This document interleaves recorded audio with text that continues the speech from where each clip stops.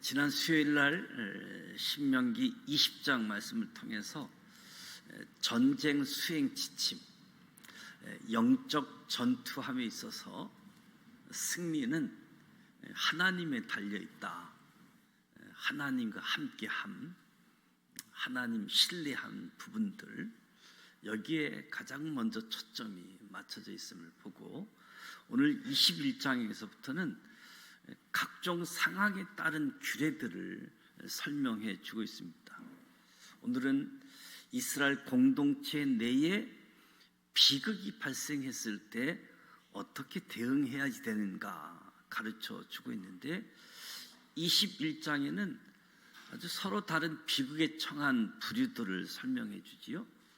피살자에 대한 부분들, 포로된 여자에 대해서, 불우한 아들, 타락한 아들, 처형당한 범인, 이런 부류들을 어떻게 해결해야 되는가, 어떻게 대해야 되는가 말씀하고 있는데, 이 말씀을 곰곰이 살펴보게 되어지면 하나님이 어떤 분이시다라고 하는 것도 더 분명하게 드러나는 부분임을 보게 되어지죠. 오늘 1절 말씀에 내 하나님 여호와께서 내게 주어 차지하게 하신 땅에서 피살된 시체가 들에 엎드려진 것을 발견하고 그 쳐 죽인 자가 누구인지 알지 못하거든. 범인을 알 수 없는 살인 사건이 발생한 거지요.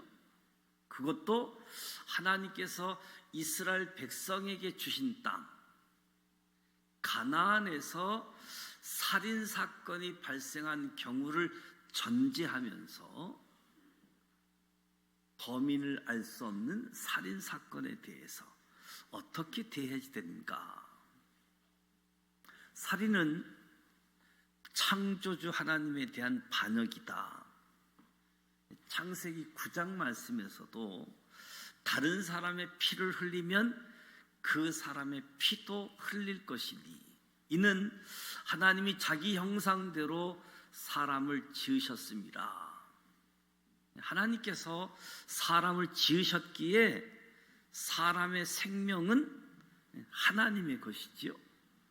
그래서 하나님은 생명의 주인으로 그 권위를 가지고 살인하지 말라 제 6계명을 말씀해 주셨는데, 생명의 주인 되신 하나님께서 살인하지 말라, 그러니까 타인의 생명을 강제로 빼앗게 되어지는 살인은 창조주에 대한 반역이라고 할 수 있는 거지요. 더군다나 이 살인이 약속의 땅에서 벌어졌다는 것이 큰 문제인 거지요. 민수기 35장에 보면 너희는 너희가 거주하는 땅, 곧 내가 거주하는 땅을 더럽히지 말라. 너희가 거주하는 땅, 내가 거주하는 땅을 더럽히지 말라. 나 여호와는 이스라엘 자손 중에 있습니다. 거룩하신 하나님 안방에서 부정한 살인 사건이 벌어진 것, 피살된 시체라고 사용하고 있는데, 언어의 의미는 칼 자국 등 폭력의 흔적이 남겨진 시신을 이야기합니다. 그러니까 여기서 언급되어진 살인은 자연사, 가실치사가 아닌 고의적인 살인을 이야기하는 겁니다. 고의적인 살인. 더군다나 문제는 살인범이 누구인지 모르는 거예요. 약속의 땅 안에서 들에 엎드러진 시신, 고의적인 살인. 누가 범인인지 모르는 때, 그러니까 사람의 손길이 닿지 않는, 경작되지 않는 들판에, 성박 외진 곳에 살인이 일어난 경우 있지요.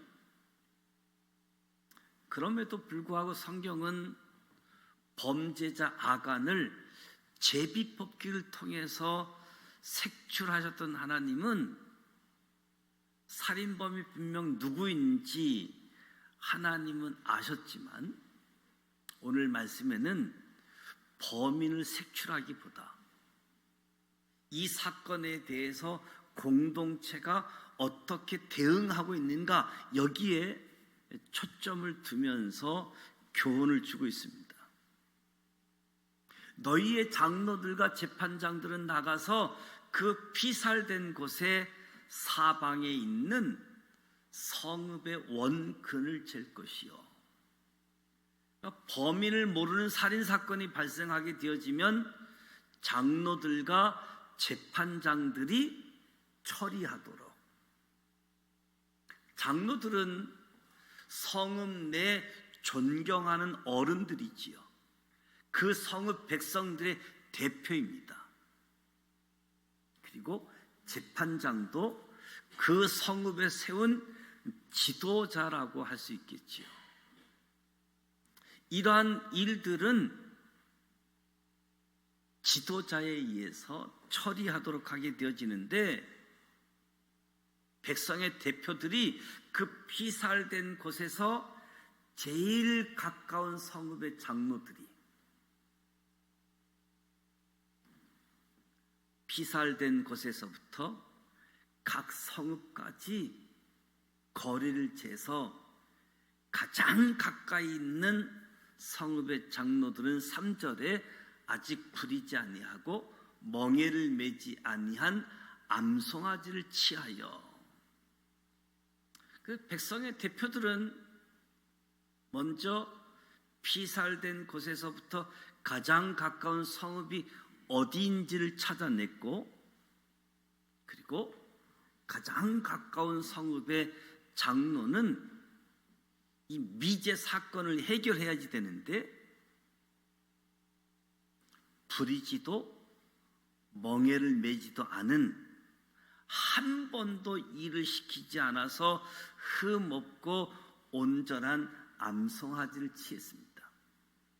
그리고 의식을 행할 장소로 데리고 갔지요. 그 의식을 행한 장소가 4절에 소개되고 있는데 그 성읍의 장로들이 물이 항상 흐르고 갈지도 않고 씨를 뿌린 일도 없는 골짜기로 그 송아지를 끌고 가서 그 골짜기에서 그 송아지의 목을 꺾을 것이요. 성읍을 대표하는 장로는 경작도 파종도 하지 않는, 사람의 손길도 닿지 않는 외진 장소로 온전한 송아지를 데리고 갔습니다. 물이 항상 흐르고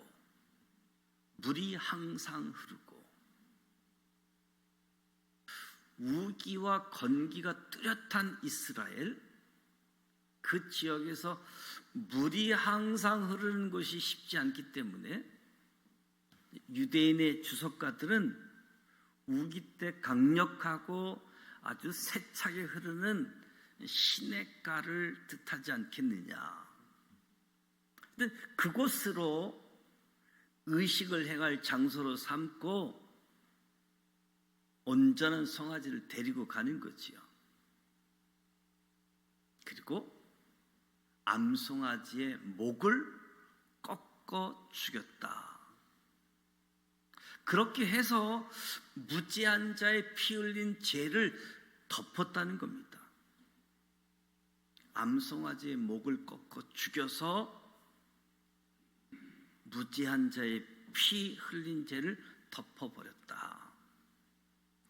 이것은 예수 그리스도의 희생을 보여주는 그림자와 같은 거지요.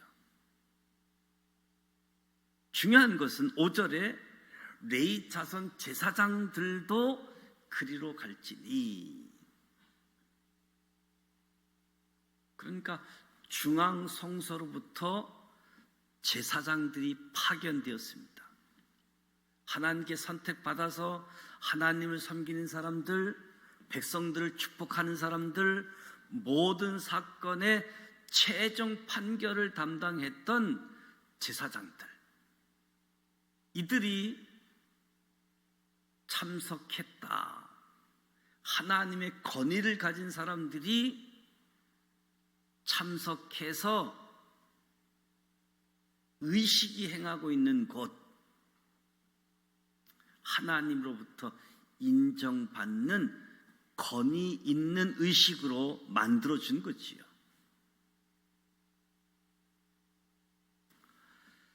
피살된 곳에 제일 가까운 성읍의 모든 장로들은 골짜기에서 목을 꺾은 암송아지 이에 손을 씻으며, 그 성읍의 모든 장로들이 암송아지 이에 손을 씻었다.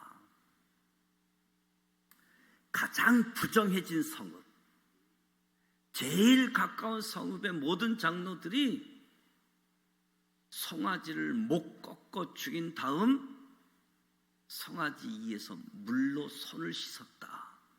손을 씻는다라고 하는 것은 범죄와 무관하다고 결백을 주장하는 상징적인 행위이지요. 손을 씻는다. 이 범죄와 무관하다.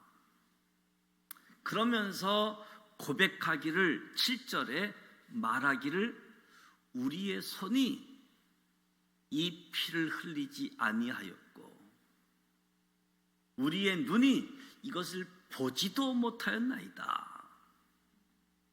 그러니까 이 성읍의 장로들은 이 죄로부터 우리 이스라엘 공동체가 무고하다, 관계가 없다라는 사실을 증명하는 데 초점을 두면서 우리와는 상관이 없습니다 고백하면서 더 나아가 기도를 드리는데 용서해 주옵소서 기도를 드리는 거지요.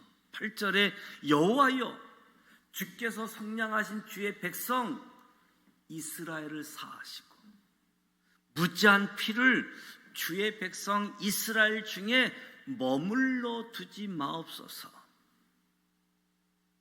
이렇게 하면 그 피 흘린 죄가 사함을 받으리니.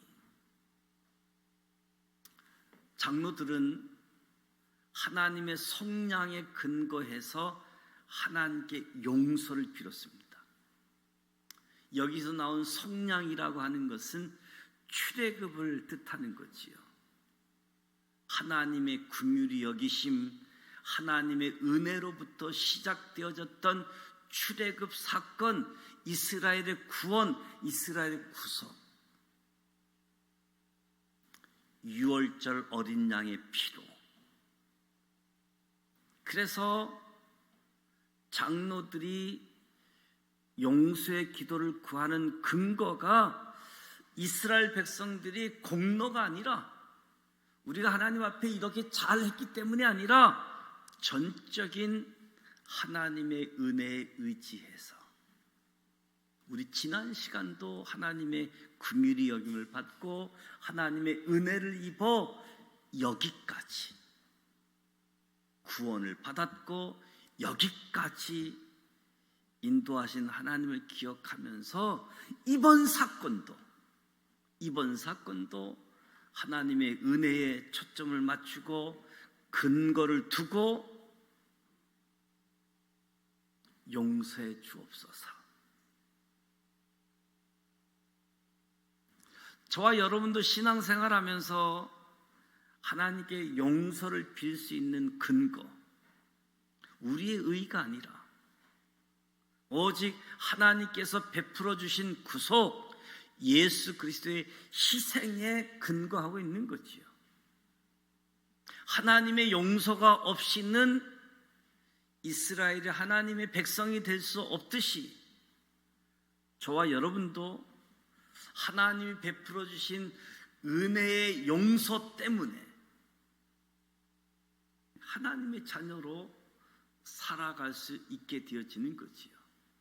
그래서 저와 여러분이 기억해야 될 것은, 우리는 용서받은 죄인이라는 사실을 날마다 기억해야지 되는 겁니다. 용서받은 사람.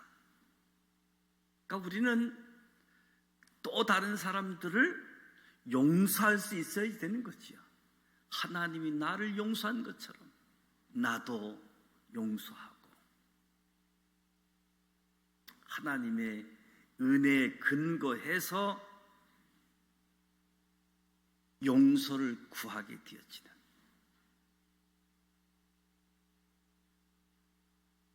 약속의 땅에서 고의적인 살인이 일어났고 누가 범죄했는지 모를 때 하나님의 약속의 공동체가 어떻게 대처해야 되는가? 이 대체 규례 속에서도 대속의 규례의 원리를 보게 되어지는 거지요. 하나님의 사람들이, 예수의 사람들이 어떻게 대처해야 되는가? 그 방식에서도 대속의 규례가 담겨져 있음을 보게 되어지는 거지요. 그러면서 9절에 이야기합니다. 너는 이와 같이 여호와께서 보시기에 정직한 일을 행하여 무죄한 자의 피 흘린 죄를 너희 중에서 제할지니라.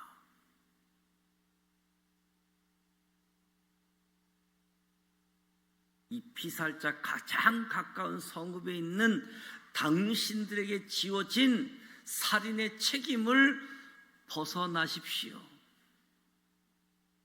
그래서 가르쳐준 규례대로 행하는 것이 주님께서 보시기에 옳은 일입니다. 그리고 주님께서 가르쳐주신 교훈을 보면 하나님의 관심은 죄로 인한 징계에 있는 것이 아니라 하나님의 관심은 죄를 없애버리는 데 관심이 있다는 것이야. 죄를 제하여 버리는 데 하나님의 관심이 있다. 그리고 이러한 일들 공동체가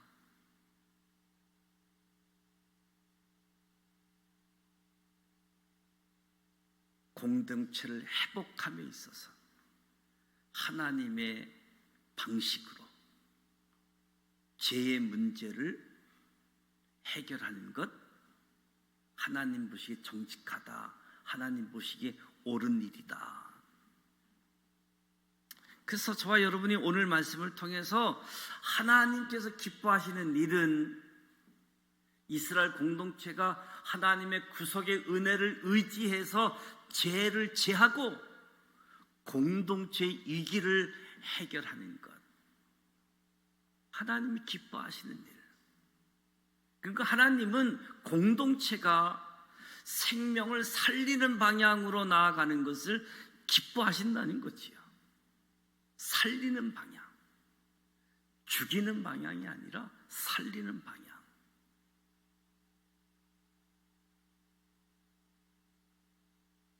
범인을 모르는 살인 사건이 발생했을 때 하나님께서 제시하는 대응책을 살펴보았는데, 그냥 들에 버려진 시체잖아요. 성읍 밖에. 어쩌면 묻어주는 것만으로도 도리를 다 했다라고 생각할 수 있는데, 하나님은 그렇게 말씀하시지 않고,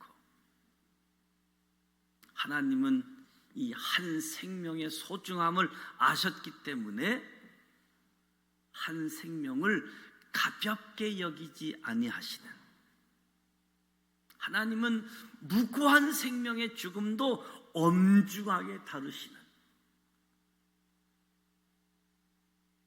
성읍 대표인 장로, 성읍 대표인 재판장을 넘어서서 하나님의 권위를 지닌 제사장까지 파견해서 참석하여 문제를 해결하도록 하시는, 그리고 이 공동체의 모임이 징계를 위해서 처벌을 위한 모임이 아니라 공동체의 부정을 해결하고 다 같이 살리는 방향으로 나아가기 위한 모임이었다라는 사실을 볼 때 오늘 저와 여러분도 만날 때마다 모일 때마다 살리는 방향으로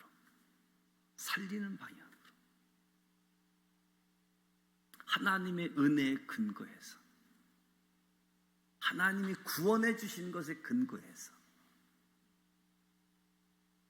하나님은 창조자이시고 하나님은 구원자이시기 때문에 우리에 대한 이중의 소유권을 갖고 계시는 거지요.